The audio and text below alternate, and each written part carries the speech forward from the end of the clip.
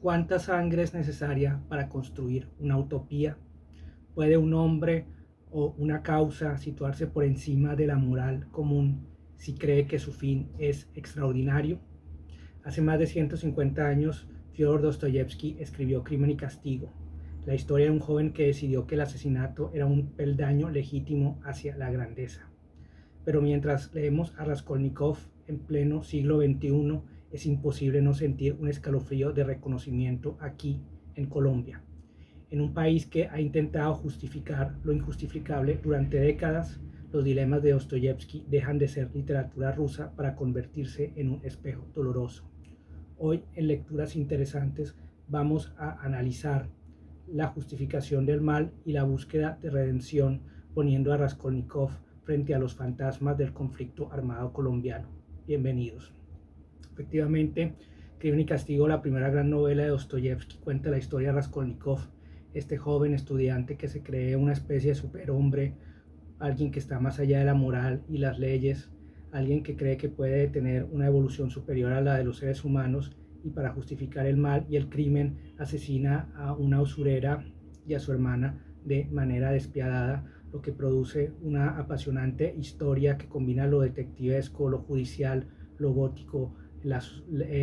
Dostoyevsky se sumerge en lo más oscuro y también en lo más luminoso de la mente humana, con la pericia de un maestro que domina perfectamente todas esas grandes creaciones y todas las luces y claroscuros que alumbran el espíritu, el alma de los seres humanos.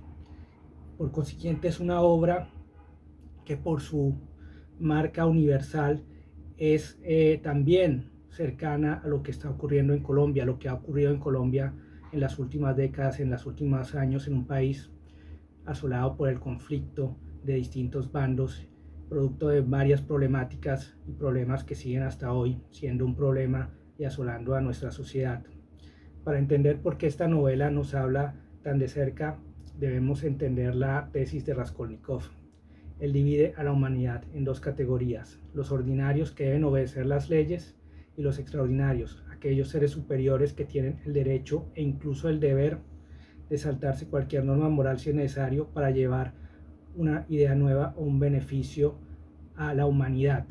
Lo que acabo de decir en el bloque anterior, en la parte anterior, los extraordinarios son aquellos capaces de romper con la moral y con las leyes para llevar a cabo una idea, para estar más allá del bien y del mal, una idea del superhombre que influenciaría posteriormente a Nietzsche, que tendría sus elementos en Nietzsche, en el poder que tienen esos seres extraordinarios o elegidos para cambiar la historia de la humanidad o para marcar un nuevo derrotero, un nuevo rumbo precisamente para ellos.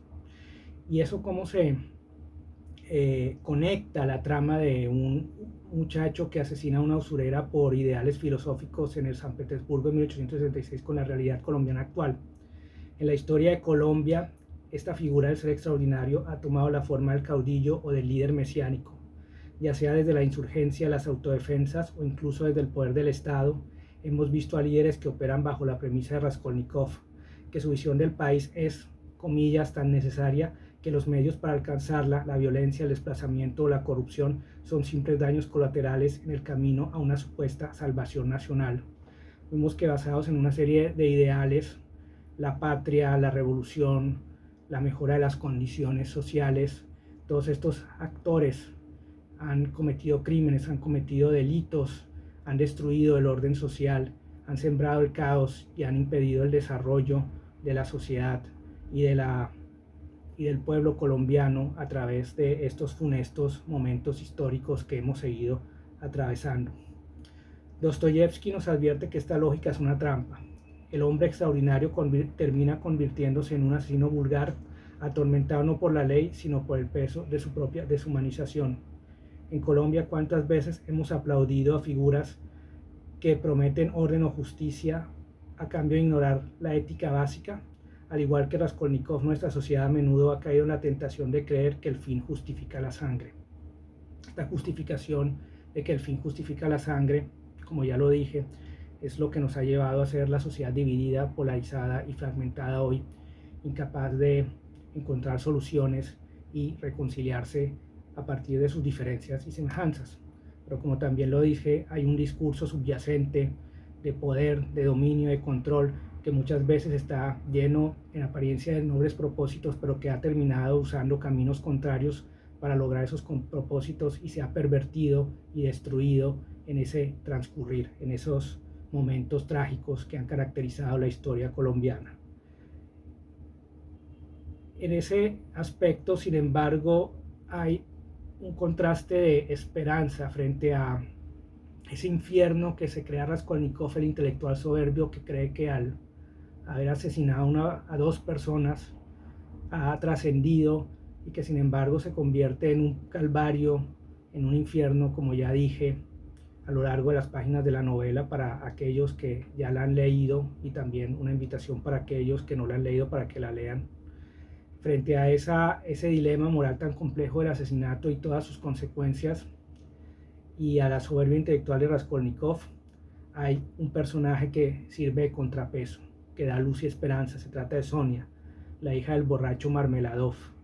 Sonia, que es la muchacha que se prostituye, que termina siendo la amante de Raskolnikov, que lo sigue hasta en las peores circunstancias, es el personaje que carga con el peso de la degradación social, pero que se mantiene pura en su esencia.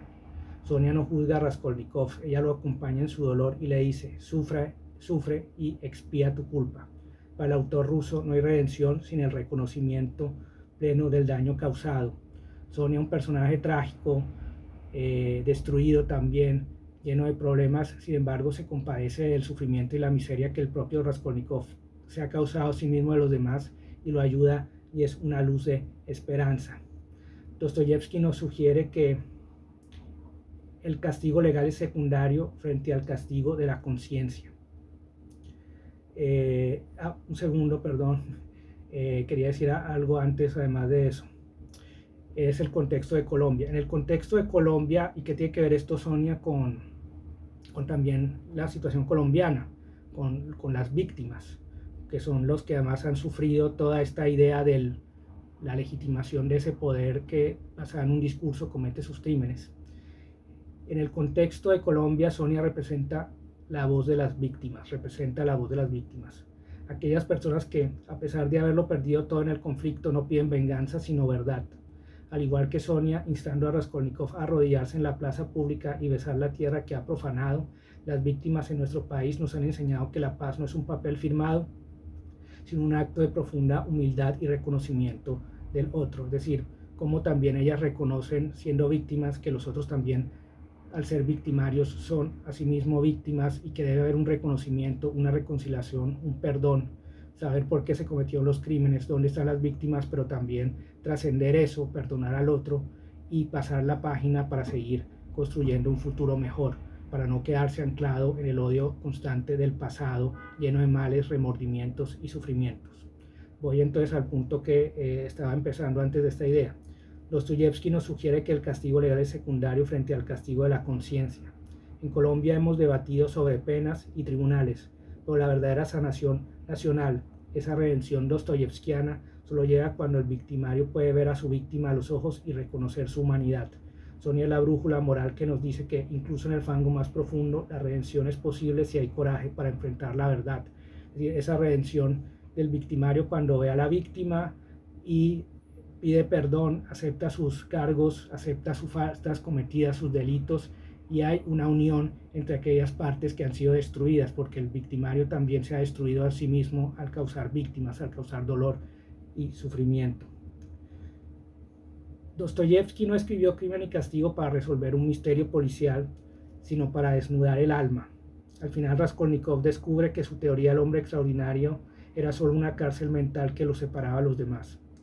Colombia, como Raskolnikov, parece estar en ese mismo umbral, atrapada entre la soberbia de quienes justifican la violencia y la humildad de quienes buscan un nuevo comienzo. Esa es nuestra tragedia nacional, la incapacidad de reconciliar nuestros extremos opuestos, de sabernos víctimas y victimarios al mismo tiempo, de, a pesar de nuestras diferencias y divisiones, vernos en lo que nos une y superar precisamente y reconciliarnos con ese pasado tan doloroso que nos atormenta y que nos impide proyectarnos hacia un mejor presente y hacia un mejor futuro. La gran lección que nos deja esta obra rusa para nuestra realidad colombiana es que el mal nunca es una herramienta legítima para el bien. El progreso que nace de la sangre solo engendra más tormento. Quizá nuestro camino hacia la paz no dependa tanto de nuevas leyes, sino de esa capacidad de mirarnos en el espejo, reconocer nuestras culpas y, como Sonia, tener la fe suficiente para creer que todavía podemos ser mejores. Es decir, ir más allá de lo que ya nos ha atormentado, superar eso, superar y reconciliarnos con nosotros mismos y con nuestro pasado. Me gustaría saber qué piensan ustedes, especialmente a mis suscriptores de Colombia. ¿Ven reflejados estos dilemas morales en nuestra historia o creen que la literatura de Dostoyevsky pertenece a un mundo ya lejano? Los leo con mucho interés en los comentarios. Si este análisis les ha gustado, no olviden darle me gusta y compartirlo con alguien a quien le apasione la literatura y la realidad social. Gracias por acompañarme en esta lectura. Nos vemos hasta el próximo video.